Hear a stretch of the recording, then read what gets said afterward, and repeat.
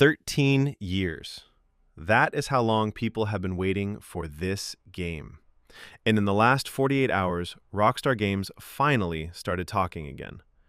Pre-orders went live, the price was confirmed, the Ultimate Edition was revealed, and the internet did what it always does when GTA 6 is involved.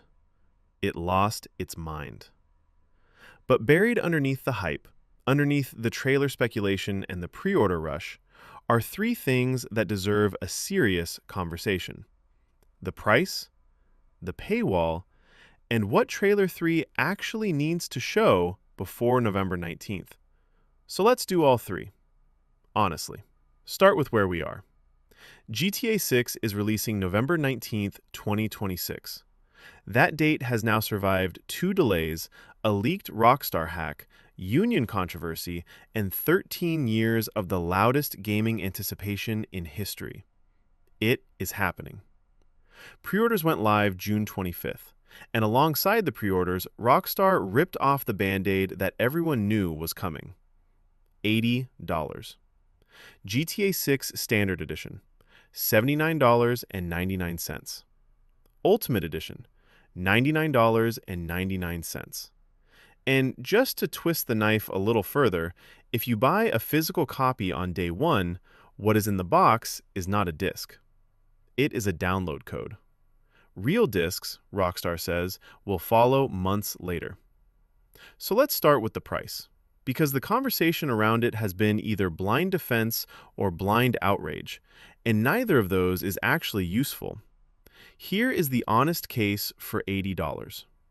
GTA 6 reportedly cost over $1 billion to make. $1 billion. That makes it potentially the most expensive video game ever produced. Development started in 2018 following Red Dead Redemption 2. The map alone, the fictional state of Leonida based on Florida, spans Vice City, the Everglades equivalent, the Keys equivalent, and multiple other regions estimated to be somewhere between 1.5 to 2 times larger than GTA 5's entire world. The dual protagonist system, Lucia and Jason, has never been done in a mainline GTA before. The graphical fidelity from the trailers, running on a standard PS5, is genuinely unlike anything the industry has shipped before. Ray-traced global illumination throughout the game. Real-time reflections. NPC density and variety that made digital artists genuinely emotional in the comments of Trailer 1. If any game in the last decade can justify a higher price point, the case for this being that game is real. And here is the honest case against it. GTA 6 is not being sold to people who understand all of that. It is being sold to teenagers, to people in countries where $80 is a week's salary, to the same customers who already paid for GTA Online for 13 years and who Rockstar has been milking with shark cards since 2013. The argument that this game deserves a higher price because it cost more to make is a publisher's argument, not a consumer's argument. You do not pay more for a car because the factory that built it had higher electricity bills. You pay what the market will bear. And what Rockstar is betting on is that the GTA brand is strong enough that the market will bear $80 without flinching.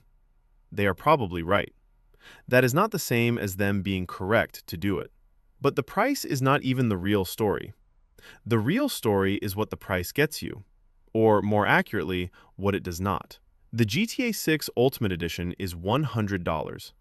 And unlike some game special editions, which pad out the box with art books and steel cases and a bunch of items you will never use, the GTA 6 Ultimate Edition locks away content that exists inside the actual game world. Specifically, exclusive in-game shops, a car customization shop, a hair salon, a tattoo studio, a clothing store, plus exclusive weapons, exclusive vehicles, and exclusive car modifications. These are not bonus items dropped into your inventory. These are locations in Vice City that Standard Edition players will not be able to enter. Let that sit for a second. You pay $80. You are walking through Vice City, this enormous living city that Rockstar spent $1 billion building, and you see a tattoo parlor, and there is a locked door. And behind that locked door is content that exists, that is physically present in the world around you, that other players are walking into, that you cannot access because you did not pay the extra 20. One Reddit user described it perfectly. They said, "Imagine walking up to one of these shops and getting a pop-up asking you to upgrade.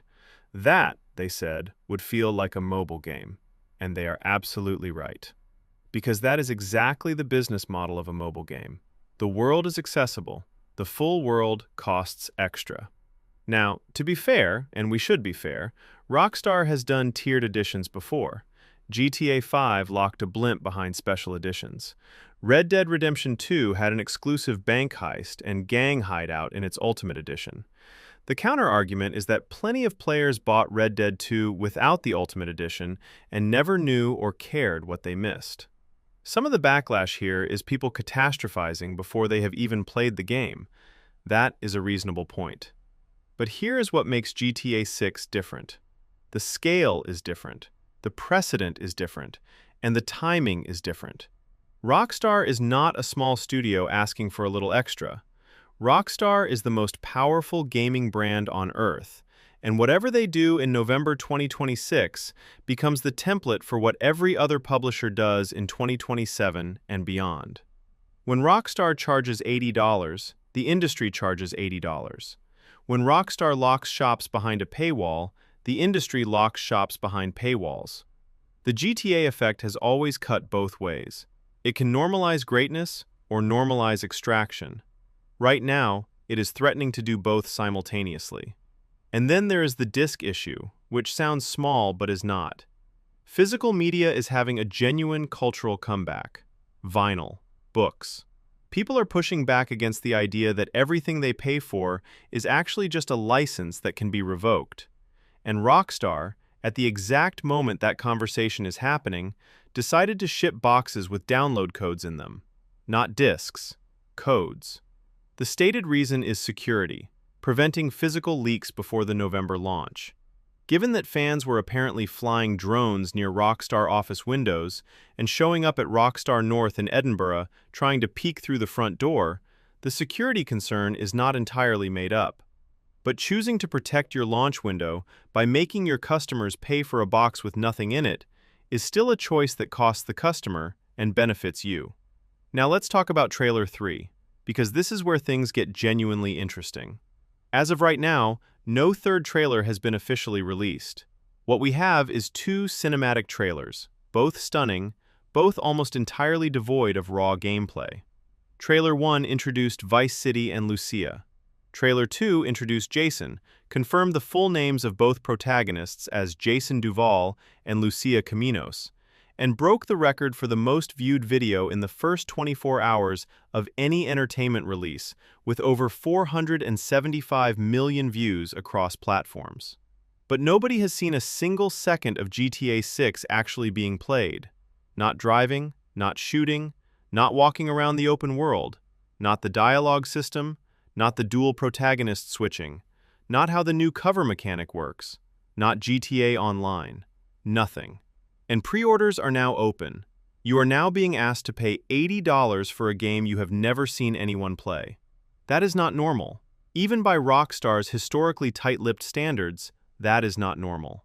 And it is precisely why the speculation around Trailer 3 has been louder than anything the gaming community has produced since, well, Trailer 2. Gaming insider Dark Viper AU, who accurately predicted the pre-order timing before Rockstar announced it, claimed that the next release from Rockstar would not be a traditional trailer at all. His source suggested it would be 20 minutes long, not a cinematic, a gameplay showcase, the kind of thing that answers the actual questions. How does the shooting feel? How big does the map look when you are driving across it? What does GTA Online actually look like in practice? How do Lucia and Jason work together in missions? If that rumor is accurate, it would be the most significant piece of GTA content released since the original reveal. A 20-minute gameplay video would give the community enough material to analyze for months, and could be the thing that converts every person who is on the fence about that $80 pre-order. The most likely windows are late June or July 2026, aligning with the summer marketing push that Take-Two CEO Strauss Zelnick has been signaling for months. Rockstar does not drip-feed information the way other studios do. It drops enormous bombs and then goes silent. A 20-minute gameplay showcase dropped in mid-summer, followed by silence until hands-on press previews in September, followed by silence again until the November launch, is exactly the kind of marketing calendar Rockstar would design. What people are hoping to see is specific: the dual protagonist mission structure. Whether you can actually switch between Lucia and Jason mid-game or only at set points. The Wanted system, which appears from leaked development footage to be substantially more sophisticated than GTA 5's. The new melee and combat system, vehicle handling, the social media satire mechanics, the NPC behavior and density, and above all, Vice City itself, walking through it, driving through it, understanding its scale. 2 trailers showed us that GTA 6 looks extraordinary. What the world needs now is footage that shows us it plays that way too. And if the gameplay footage is as good as the trailers suggested it would be, then all of the conversation about the price and the paywall and the empty boxes fades into background noise. Because that is the other uncomfortable truth about GTA 6. Rockstar can probably get away with all of it: the $80, the locked shops, the download code-only launch, all of it. Because the game is almost certainly going to be that good. The question is whether getting away with it is the same as it being right. And the quieter question, the one nobody really wants to think about, is what happens to the rest of the gaming industry when the most powerful studio in the world proves that you can charge $100 for the complete experience of an $80 game and still sell 100 million copies in year 1. November 19, 2026 is the most anticipated date in gaming history. It is also the date that sets the price for everything that comes after it. You already know you are going to be there. The question is just how much of Leonida you are paying for.